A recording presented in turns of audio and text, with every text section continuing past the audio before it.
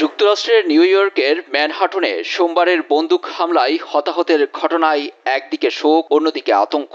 হামলাকারীর এলোপাতাড়ি গুলিতে নিহত হয়েছেন বাংলাদেশি বংশোদ্ভূত মার্কিন পুলিশ কর্মকর্তা দিদারুল ইসলাম।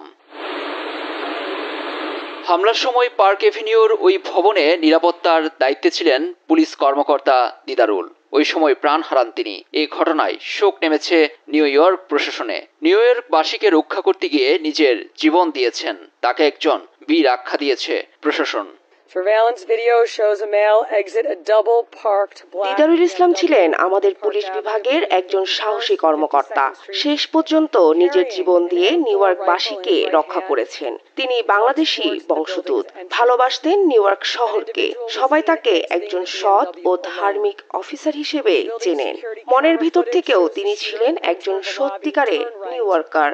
সে চূড়ান্ত ত্যাগ স্বীকার করেছেন। তিনি একজন বীর। He then shoots a woman who took cover behind a pillar.